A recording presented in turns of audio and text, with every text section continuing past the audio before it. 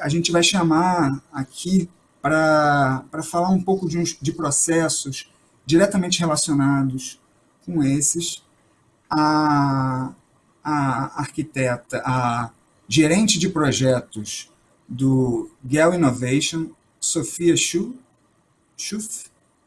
Ela é gerente de projetos, como eu falei.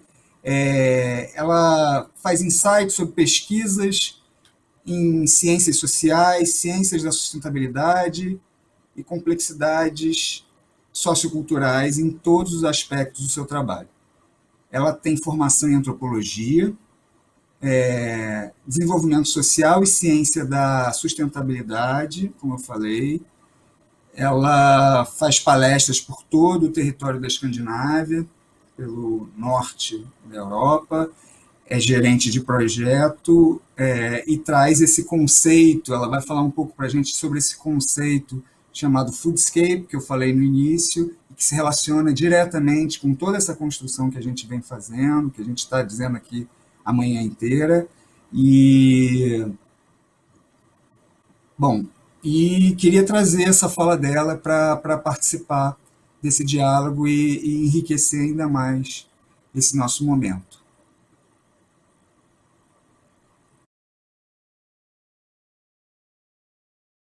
Olá, eu sou Sofia Schatz, eu sou uma antropóloga e urbanista do Instituto de Copenhagen. Meu nome é Sofia Schaff e vamos falar sobre como podemos promover equidade e sustentabilidade no ambiente alimentício. Nós temos refletido sobre o design e o planejamento das nossas cidades e os diferentes desafios em relação à equidade, saúde e sustentabilidade. A forma como nós trabalhamos nas cidades é realmente valorizando a vida coletiva e também o ambiente coletivo. Nós trabalhamos em muitas cidades do mundo, em 300 cidades, desde as muito pequenas até grandes megacidades, então diferentes tipologias de locais. E o nosso ethos é realmente sobre reunir a vida e a forma. Como nós podemos transformar o ambiente urbano construído um local que permite às pessoas realmente desfrutarem da vida de uma forma equânime e também saudável, poderemos falar, nos ambientes urbanos. A forma como nós fazemos isso é realmente focar na vida. Essa é uma mudança de paradigma na forma como muitas pessoas tendem a trabalhar nas cidades. Em geral, arquitetos e urbanistas começam com a forma construída, mas nós realmente gostamos de começar com as pessoas, como as pessoas se movimentam, desfrutam da companhia uns dos outros nas cidades, e depois disso nós refletimos como projetar espaços a partir daí. Daí que nós pensamos nos edifícios e na forma construídas. Começamos pela vida. Quando nós estudamos as pessoas e como as pessoas usam o ambiente construído, nós recebemos a influência do design das cidades, o input. Essas experiências são muito importantes e, portanto, nós queremos compreender como as pessoas refletem, pensam e como elas se comportam e como é a sua experiência diária no ambiente urbano. E daí nós projetamos a partir daí. Nós sabemos que o ambiente construído realmente influi na saúde. Existem muitas pesquisas que descrevem qual é a conexão entre local e saúde. E nós temos resultados, provas bastante surpreendentes no fato de que como a relação entre ter uma vida saudável e o seu ambiente onde as pessoas moram. 80% da saúde das pessoas é influenciada por fatores não clínicos, ou seja, comportamentos individuais, o que as pessoas comem, o que elas experimentam, o que elas estão fazendo, o ambiente físico, a experiência delas em relação a isso, e também fatores sociais, como educação, emprego, renda, e etc. Ou seja, muitas coisas influenciam a saúde das pessoas de forma no ambiente urbano. Nós sabemos que os espaços públicos e os locais realmente têm um fator fundamental para fomentar fatores sociais positivos, comportamentos também. Então, as atividades físicas, a conexão das pessoas umas com as outras, a saúde que as pessoas obtêm do meio ambiente é incrivelmente importante na saúde e no bem-estar das pessoas. Eu ainda não falei sobre alimento. Realmente é incrivelmente importante, obviamente, para a saúde das pessoas nas cidades. Nós, da Arquitetura GEL, queremos compreender como a arquitetura e o design urbano pode influenciar a mudança de comportamento alimentar das pessoas e qual é o nosso papel como designers e arquitetos na dieta das pessoas, o que elas comem e como elas comem. Essa é uma pergunta-chave que nós temos nos perguntado. Para compreender essa pergunta-chave, temos focado na escala do bairro, da vizinhança. Ou seja, em vez de focar em grandes mudanças de políticas públicas ou na escala individual sobre a educação de cada um e decisões pessoais que as pessoas tomam em suas vidas, nós estamos focando na vizinhança, no bairro, no ambiente construído, na rua, e como isso pode fisicamente influenciar o comportamento alimentar das pessoas no seu dia a dia. E, por consequência, sua saúde alimentar. Focando no meio ambiente e como ele se funde com a vida. Então, foodscape ou paisagem gastronômica, paisagem alimentar, o acesso às pessoas no dia a dia, como as pessoas se encontram nas cidades, nos seus bairros, fora do carro, fora das casas, quer seja em áreas culturais, ou na rua, ou em espaços públicos. A tipologia do ambiente construído físico. Então, quando nós analisamos esses três aspectos das experiências das pessoas no mundo ao seu redor, nós realmente podemos perceber que ali podemos influenciar e promover um comportamento positivo. E como fazemos isso? Através de diferentes metodologias e estudando a relação das pessoas com o alimento e o ambiente construído. Então, deixe-me mostrar aqui a nossa caixa de ferramentas de metodologias e pesquisas que usamos para compreender as pessoas e a sua vida.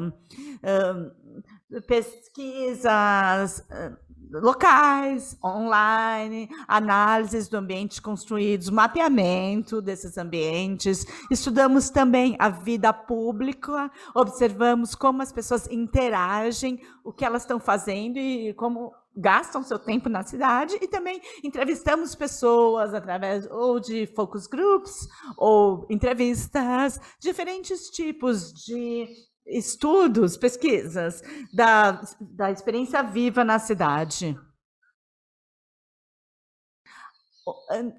Observamos as pessoas porque a observação esconde a forma delas se comportarem, Por exemplo, aí é um espaço que não oferece bancos, então as pessoas sentam-se nesses equipamentos utilizados para conter o tráfego ao esperar o ônibus. Então, a observação da vida no ambiente específico nos ajuda a desvendar as necessidades que as pessoas têm e que talvez não consigam articular através de palavras numa entrevista. No entanto, os desafios que nós estamos tentando resolver diz respeito a como o ambiente construído e a mobilidade e sistemas de mobilidade urbana aumentam, ampliam a insegurança alimentar e estão formatando a forma como as pessoas têm acesso ou não têm acesso à comida. O segundo desafio, através dessa coleta de dados, é como o ambiente construído pode induzir comportamentos alimentares mais saudáveis e inconscientes para as pessoas. Ou seja, existe o entendimento de que o ambiente construído cria ou pode fomentar comportamentos que as pessoas possam ter no seu meio ambiente, na sua vida. Porque as pessoas escolhem ou não escolhem um alimento saudável, por exemplo. E o terceiro desafio que estamos tentando resolver é como nós, intervindo no ambiente construído, como nós podemos promover acesso a alimentos de qualidade para comunidades locais. Como nossas intervenções urbanas, na escala superlocal, pode influenciar o acesso das pessoas a um alimento mais saudável. Então, com essas perguntas, nós projetamos um roadmap, um mapa onde nós podemos compreender e criar um sistema para influenciar intervenções locais e, dessa forma, criar um impacto mais geral numa cidade através dessas intervenções locais. Então, o primeiro passo, como eu mencionei, é a coleta de dados, tentando compreender melhor as pessoas no seu contexto local e onde o seu comportamento diário acontece. E depois nós estudamos a forma como as pessoas acessam o alimento e outros serviços locais na sua vizinhança e distrito ou bairro onde elas moram. E também depois nós projetamos intervenções locais na escala da vizinhança do bairro. Quer seja ruas mais seguras para caminhar, ou então intervenções que as pessoas no dia a dia podem ver, sentir o olfato, tocar e interagir. Quando implementamos essas intervenções locais, criamos métodos de avaliação. Então, como nós podemos avaliar o sucesso dessas intervenções locais, como podemos coletar dados sobre essas intervenções e, baseados com o que nós aprendemos dessas intervenções, nós escalamos para outras localidades para um impacto maior numa cidade. Portanto, tendo dito isso, sobre o que quer dizer esta coleta de dados em relação à paisagem gastronômica e qual é a pesquisa que nós estamos fazendo nas cidades, eu quero compartilhar com vocês um estudo de caso realizado em Bogotá. Nós temos trabalhado com a questão da diabetes em 3 cidades, nos últimos 6 meses, em 3 cidades, Bogotá, Filadélfia e Houston, e como a paisagem gastronômica nessas 3 cidades tão diferentes acontece.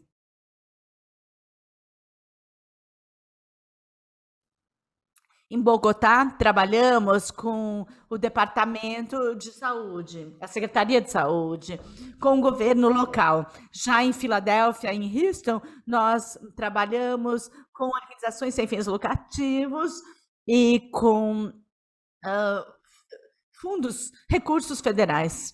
Bom, em Bogotá, nós estudamos 4 bairros muito diferentes uns dos outros. Você pode ver na tela essas localidades nos diferentes quadrantes da cidade.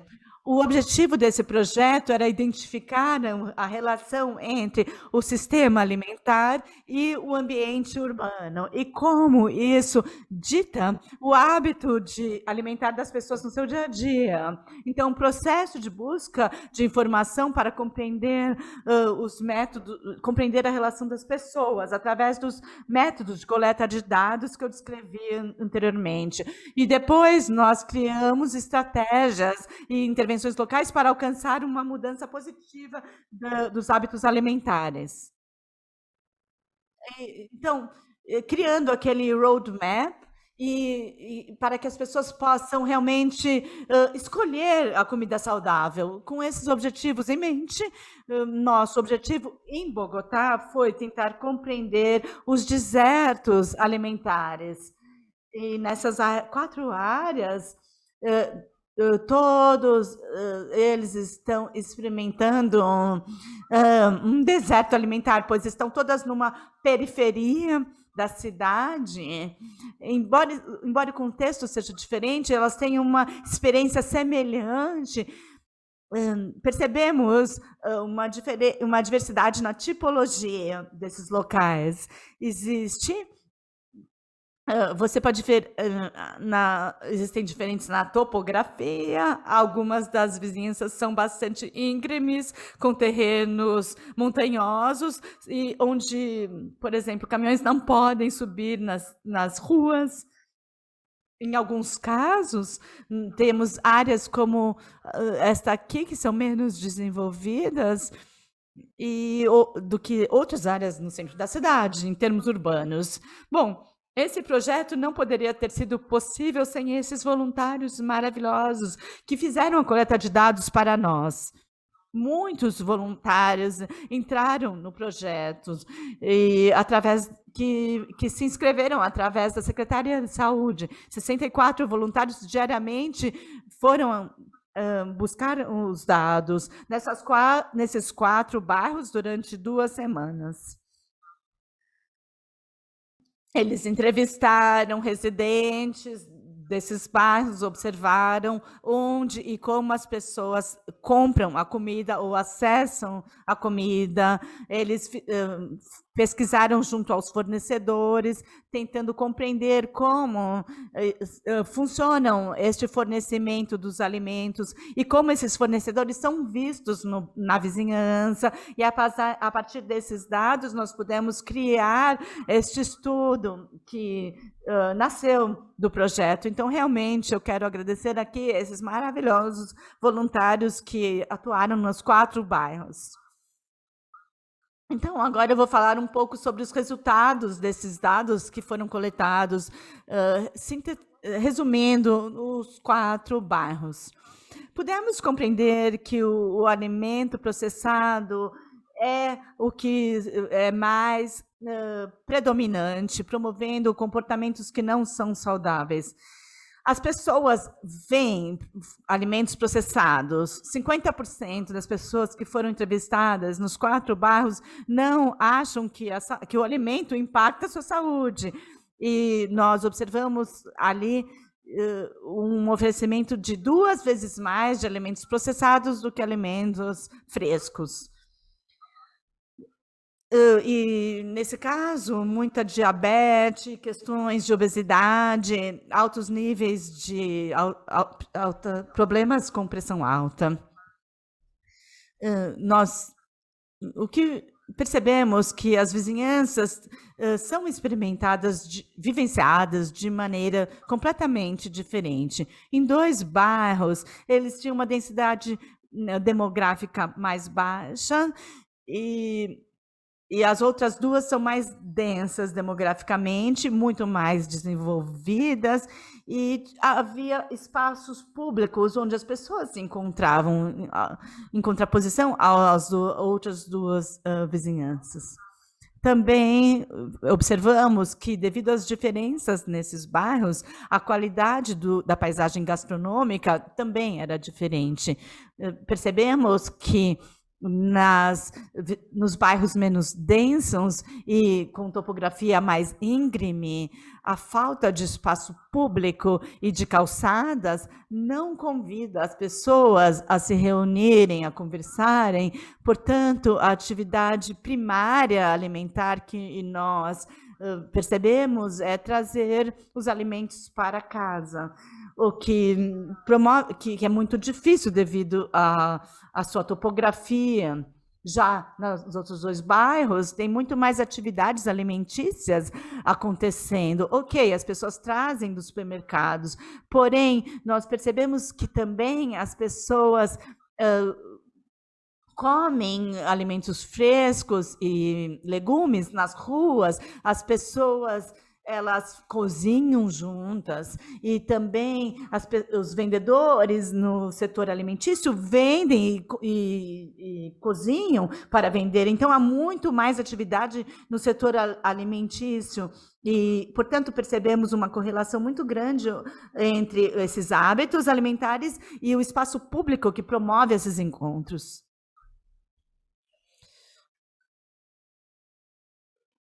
Nós também percebemos que onde há um espaço público de qualidade, existe também uma diversidade na vida pública e oportunidades de mobilidade, promovendo também melhores hábitos alimentícios, a compra e venda de alimentos. Na topografia mais difícil, você pode perceber que as pessoas não passam tempo juntas, não há socialização, não há tantos encontros. E já nessa vizinhança onde a topografia é mais plana, você vê as pessoas interagindo, comprando alimentos frescos, sentando-se nas calçadas, os fornecedores também vendendo, por exemplo, carrinhos vendendo alimentos frescos, então, atividades diferentes entre esses 2 bairros. Quando as pessoas foram, nós perguntamos como as pessoas se sentem, as pessoas perceberam que a questão principal do ambiente construído e nós percebemos que, enquanto que os status econômicos das pessoas é uma grande barreira para acessar o alimento, para acessar a comida saudável. Então,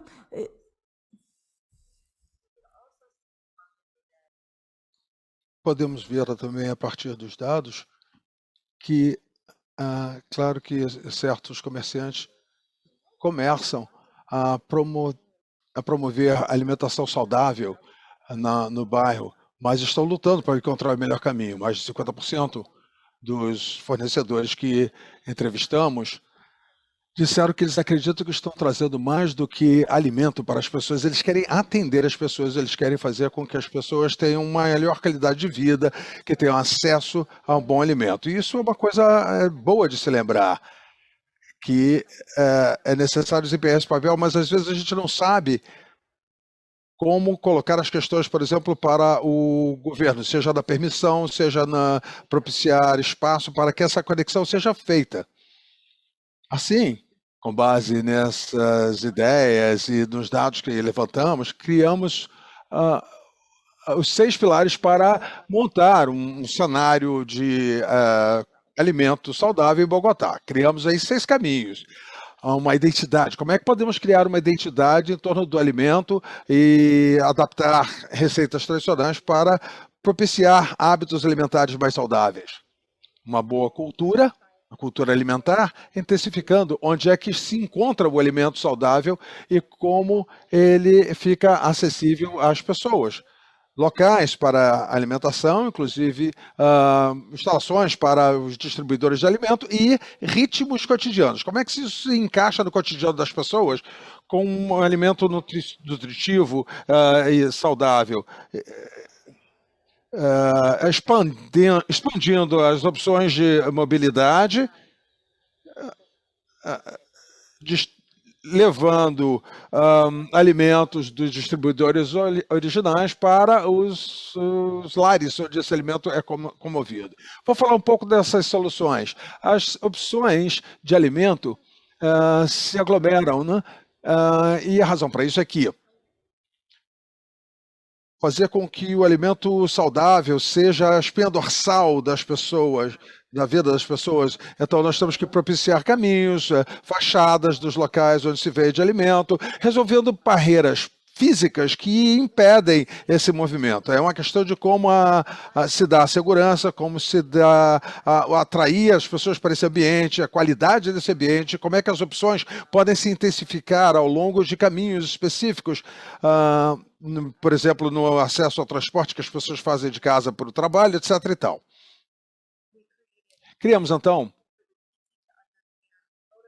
protótipos simples, mas fáceis de entender para intervenções que a cidade, os departamentos de saúde da cidade de Bogotá possam compreender com mais clareza para dar início a esse processo. A próxima ideia que nós tivemos para Bogotá, nesses bairros, foi essa ideia divertida de um salão de comida tipo pop-up.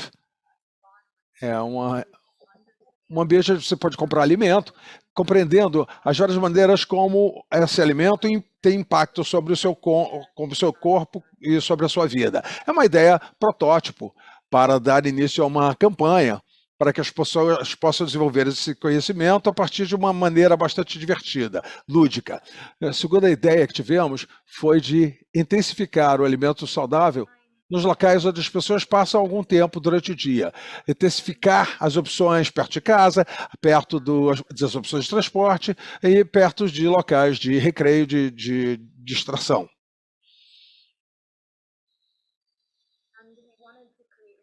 Queríamos criar uma ideia em torno de encaixar no cotidiano das pessoas com um conceito que pegou muito bem em Bogotá, que é um mercado verde. Essas ideias chegam às cidades e a bairros espalhados pela cidade toda, onde as pessoas efetivamente vão passar algum tempo durante o dia.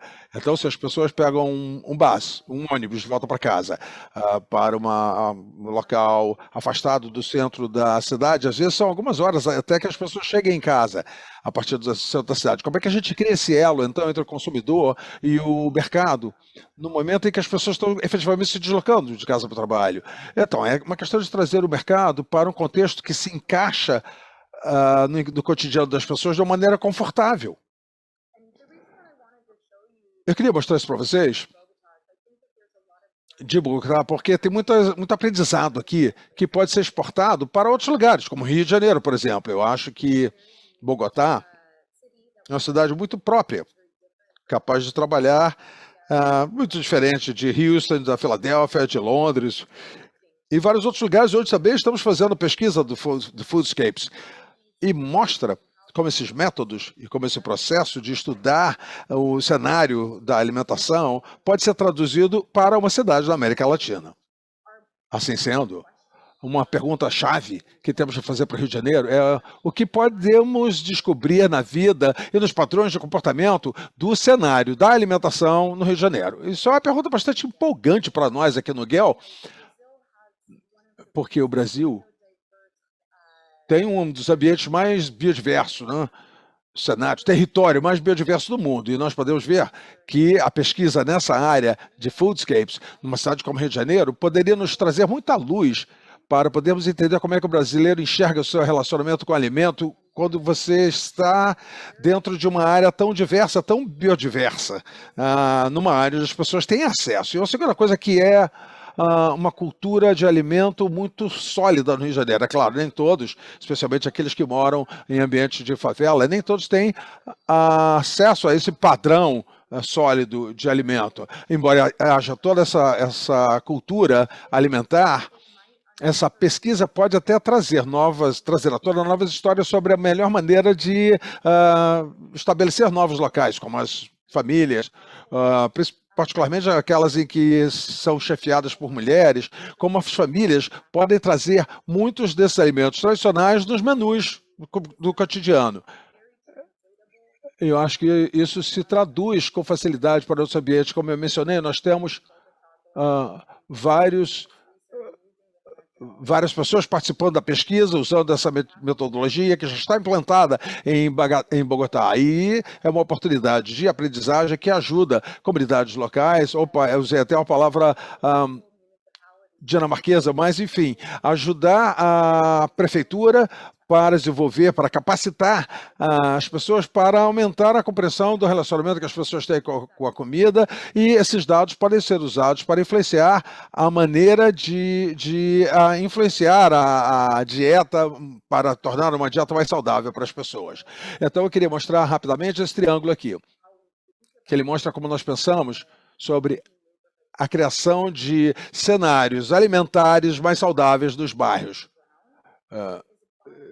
É uma construção de baixo para cima, porque está fazendo essas intervenções a partir do nível local e depois fazendo um escalonamento com o passar do tempo, de forma que nós possamos vir a criar esse sistema mais adiante, a partir das intervenções feitas no nível local e influenciando o planejamento e as políticas a longo prazo. É claro, trata-se de um método que pode ser escalonado.